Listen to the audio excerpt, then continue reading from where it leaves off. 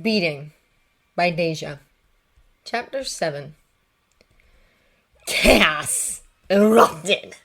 Guns fired, wolves snarled, Iorek growled, and with spectacularly good timing, the barracks burst into flame. Throughout this, Scoresby pulled Lyra down in half under him and held his gun as steady as he could over Lyra's shoulder. Lyra felt him over her solid and safe, and rather wished she had an extra pistol for herself to keep, and was secretly glad she did not, because she had seen the man's head after Mr. Scoresby shot him. She did not see the leader when Mr. Scoresby shot him a second time, because she was already pulled down and the man's wolf was in the way. And then the man's wolf was not in the way because the wolf had blown out like a flame. And Lyra wanted to close her eyes and close her ears and huddle under Mr. Scoresby until everything was over. Only she didn't want Mr. Scoresby or Iorek to think her afraid, and so she kept her eyes open and crouched tensely and waited. The retort of gunfire was impossibly loud. When Mr. Scoresby first taught her how to use his pistol, he made sure to stick wax in both their ears. She didn't have that now, and she felt half-deafened. She did not want to imagine how Hester felt with her superior hearing. Along with that was shouting, words, and screams. "Get them in! Get them! Ah! Fire! Shoot it! Shoot it! Shoot them all! That's a fire! Zeppelin Lee! Ah!" It was almost surreal how fast everything went off. Iorek burst into the stronghold. There was gunfire and flames and shouting, but then, within minutes, silence. All the survivors paused in that silence, not trusting the peace it held, waiting for another trick. Lyra stayed crouched, looking from her narrowed perspective from under Scoresby, feeling his arm resting on her shoulder, the one holding up the gun and using her to keep it steady. She could feel the heat of the man behind her scorching hot, the heat of the gun, feel the tremble in his strained muscles. Then feet appeared in front of them, large, the white fur mostly hidden beneath the plates of protective armor. "Iorek!" Lyra whispered, not knowing if it was really safe yet, if it was okay to distract him. "It is done, child," said the bear's deep voice. "It is done, Miss Scoresby. They are all dead." "Ow!" was all Scoresby said, and then suddenly his weight was heavy on top of her, and she almost let him drop to the ground, but Iorek caught him before he could, and together, as gently as possible, they laid him down. Hester nuzzled up against him, instantly trembling violently. "Mr. Scoresby?" said Lyra, and she wasn't lying anymore, but suddenly she found she was trembling herself and crying besides. "We will help him," said Iorek. "Come, this is not a good place to stay." That was certainly true. Quite aside from the numerous dead bodies about the place, the fire from the barracks roared itself into an inferno, while the remains of a large net caught another building alight, and the only reason they were not in danger was that everything around them was stone. The bear gently picked up the man, and with surprising dexterity arranged him over his own back. The blanket was left behind, and the state of the man's bare back was disturbing in the extreme. Not an inch of it was unmarred, and quite a bit of it was striped, raw, and bloody, and if it wasn't that, then it was bruised deeply. Iorek reached for Hester next, but the hair shied away, and then both demon and bear froze. The bear withdrew his paw. "Forgive me," said Iorek, and Lyra waited, sure Hester would respond with something. Maybe "No, I'm just jumpy. Here, lift me up." Lyra had seen the bear interact with both demons 100 times, and never had either shown any care about touching him, nor did his touching Pan ever disturb Lyra. Hester said nothing and did not move forward. If it weren't for Mr. Scoresby draped across the bear's back, Lyra thought Hester might actually have bolted. "Let me, Hester," said Pan, hopping out of Lyra's arms and into the form of a chimp. "I'm fine," said Hester, speaking at last, and then sounding a bit embarrassed. "Burst me out, Iorek." For a long moment, Iorek did nothing of the kind, simply looked at Hester, who sat with ears lowered, shaking minutely. Then the bear slowly, gently, brought his paw forward, with the armor side upwards rather than the open paw. "Jump on, then," he said, and Hester did, and just as slowly and carefully the hair was raised level with Iorek's shoulder. She hopped off quickly, almost too quickly, paws sliding against armor without real purchase, and Pan danced about under her, ready to catch. But the hair didn't fall, and soon she was huddled against Lee Scoresby as close as she could manage without aggravating any open wounds. Behind them, with a roar, the barracks collapsed in on itself. Above them the Zeppelin bobbed, anchored by a rope. Lyra glanced up, suddenly worried there were more enemies in the sky. There was one. Was being the key word there. He was hanging half out of the open hangar, rifles still twisted around his shoulder, eyes open and unstaring and dead. "Come, Lyra Silvertongue," said Iorek. "I have a place ready." Pan leapt into Lyra's arms a hare again, and she hugged him tightly, and she walked at Iorek's side. She felt strange, like in a dream, and almost feared her legs would not hold her up. But she did not dare tell Iorek that, because firstly he might think less of her, and secondly, poor Mr. Scoresby was on his back, and Lyra would just make things worse if she needed a ride as well. "Get the pistol," Iorek said, just as he started leading her back out of the hole in the fence. Lyra ran back and grabbed it. It had fallen on the ground when Mr. Scoresby collapsed. The blanket was there, too, and Lyra's practical side said she should grab it, too. But it was red with Lee Scoresby's blood, and she picked it up and tossed it as hard as she could in the direction of the still blazing fire. Something clattered loudly on the stones when she did. The shackles still chained to the bowl, and the key, one whose previous owner was lying nearby with his head blown away. Not that Lyra knew that. She let those things lie and picked up the gun just the way Lee Scoresby taught her, never aiming it towards her friends or herself, and checked it for ammunition. There were no bullets left inside. Lee Scoresby had shot them all. Lyra closed it then and carried it at ready anyway, and pretended like she was their rear guard as she ran and caught up to the others. It felt truly dreamlike now. One moment one could be sleeping in an enemy's den, and the next every last one of them was dead, and they were free. She thought she would feel elation and satisfaction, but mostly she felt like all that lying had twisted things up in her, and now she really was just a scared little girl. And Lee Scoresby was not safe yet, not really, because someone who was safe did not have to be carried from the battle and not stir all the time they walked. Iorek did not take them far, nor did he return them all the way to their old camp. He took them to a new one he had clearly taken the time to prepare as a sort of stronghold, much more secure than the flimsy walls of the human stronghold could ever be, because it was designed for bears' sensitivities, and so it looked natural and could be seen out of easily, but not into, and reaching it involved going up a shallow stream first, taking away the chance of their footprints or scents being followed. Here Iorek crouched down for Hester to jump, and then with gentle care slid the man down into a waiting mattress of pine needles topped with a large, soft sealskin. That had to come from their original camp, and in fact Lyra quickly noted several items that were theirs around.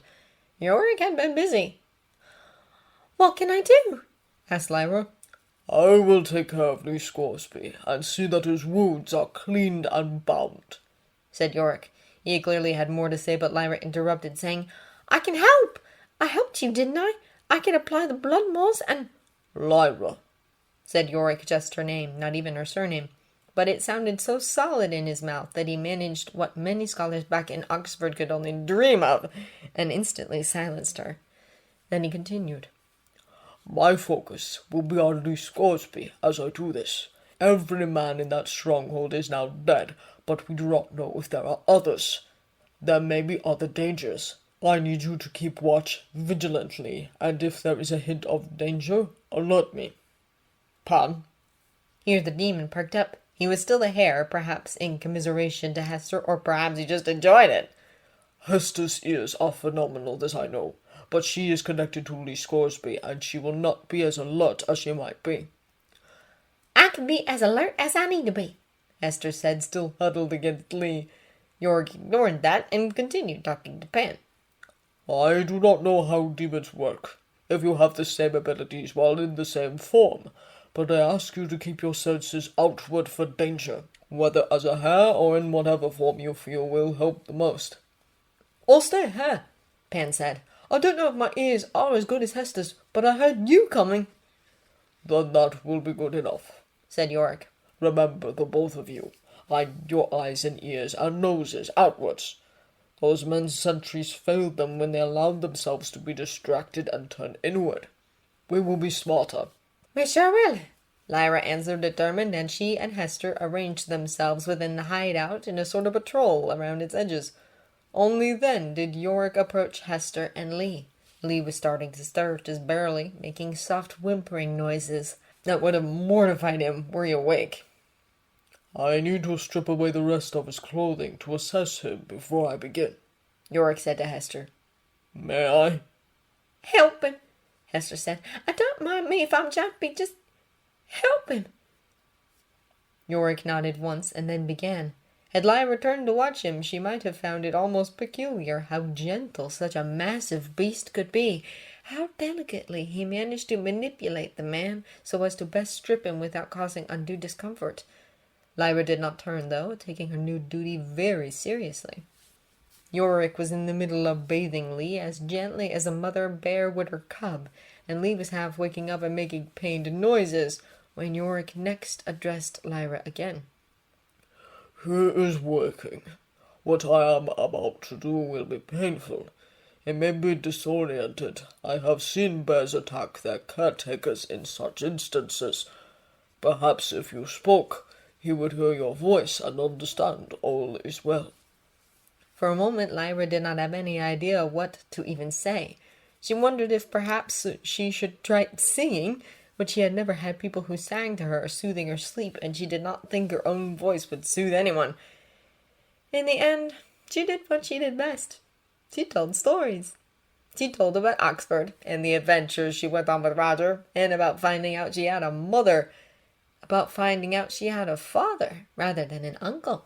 All the while she talked, Iorek cleaned Lee Scoresby and applied blood moss in open wounds and a pulpy sort of ointment to the bruises, and wrapped bandages around the open wounds, but also tightly around his ribs after feeling the bones moving unnaturally when he tested them.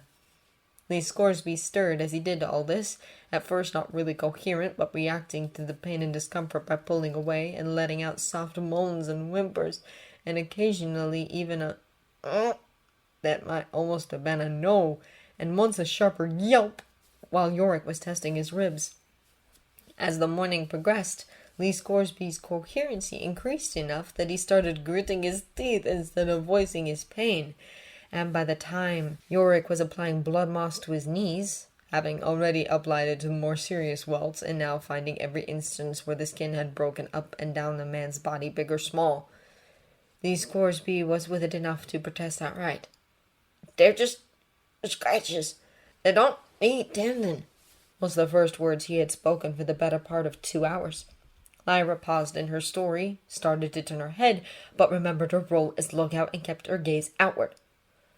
That may be so, Iorek told Lee. But your body is weakened enough as it is. Already you have a fever. This will help, and it will not hurt. Listen to the bear, Lee, Hester ordered, not least because he could properly see Lee's knees like Lee could not. He had not gotten as far as opening his eyes, but went by feel, and his knees were not so much scratched as flayed raw. They had taken the brunt of his falls, and being made to kneel on stone had done them no favors. "Fine," said Lee, before turning his head slightly towards Lyra. He opened his good eye and looked her up and down, as though making certain of things before saying, "And what did your ma do when she found you with Egyptians?" "Oh," said Lyra, who had lost the thread of her story, which up to then had been a rather humorous tale of defiance and daring, explaining how she had slipped away from her mother's stuffy socialite soiree to attend an Egyptian party in a sort of reverse Cinderella move. "She laughed." "And then she got angry," Pan added, which was more than Lyra was going to say. She was trying to share her funniest, most clever stories, so as to console Lee Scoresby, but her mother's changing moods were not funny at all, at least not the kind of funny a wounded man needed to hear about. "Perhaps she got scared when she couldn't find you," Lee Scoresby suggested, closing his eyes and twisting his face in response to whatever Iorek was doing to his knee. He reached blindly until Hester was under his fingers, and then he petted her almost aggressively, one other hand digging into the seal pelt. "My ma gave me the scolding of my life after she saw me take a tumble off a cliff. Threatened to take her belt to me if I scared her like that again." I see your tendency to hurt yourself started early in life. Iorek said, moving momentarily from Lee's wounds to help raise his head and offering him a cup. Here, drink this. Lee accepted the drink, which turned out to be some kind of tea. He did not appreciate the bitter taste, but his lips and tongue greatly appreciated the wetness of it, and he gulped it down greedily. Iorek gave him some more, then laid him back again and returned to tending to his knees. Lyra was silent during this exchange, so when she spoke at last, Lee could be forgiven for not understanding her question. "Did she?" "What?" asked Lee. "Did you take her belt to you, your mom?" "Threatened every other day," Hester answered for Lee. "I only followed through the once." "And we deserved it," Lee said, grinning like that was a happy memory, then grimacing because the present was full of pain. Then, "Did your ma—" Lee started to ask, but he stopped, not seeming to know how to finish the question. "My mother never beat me with a belt," Lyra answered. She laughs, said Pan, and then she turns around and gets angry, and I think she could do anything. Then she doesn't need a belt." "She wouldn't do just anything," Lyra protested. "She never hurt us. I've been in trouble before many times in Jordan, and sometimes it would hurt for hours. She never did that." "No one should do that," Lee said, grimacing, this time for reasons completely unrelated to pain. "Oh, it ain't so bad as it sounds," Lyra answered. "The master would never let anyone hurt me, not really. It just shows I got into good mischief. If I never got in trouble, I think I would be ashamed." "If you learn anything from Lee," said Hester, "it's that some trouble is best avoided." "I'll bet you never avoided trouble in your life," said Lyra, her voice admiring. Lee felt a sort of heaviness in his chest that had nothing to do with the cracked ribs or tight bandages. Tears were already too close for comfort between the pain and the way his body felt chilled and aching, and the way his mind kept running back over all that happened and suggesting whole new ways things could have gone. So he did not answer, because would she still have that tone in her voice, that pride, like she thought him something wonderful, if he burst into tears on her? "That ain't a good thing, you know," Hester said dryly, not so encumbered. By her tone, she almost sounded completely at ease, as if this were any other day spent around the campfire exchanging stories. Lee wasn't fooled by her tone, though. She was still trembling minutely beneath his fingers. She was shaken too, but doing what she did best, distracting everyone else from their own troubles. Perhaps Lyra had an answer to that too, because it was at that moment that their conversation was interrupted again. There was an explosion. It was not close, not in the camp, but loud and sudden, and it derailed any conversation that might have followed in favor of survival. "Is there more bandits?" Lyra cried. "Are they exploding the forest trying to find us?" "We left a fire behind us," Hester said. "Perhaps it got into the trees." "I think a spark made its way to the barrels of oil meant to be used on me," Iorek said.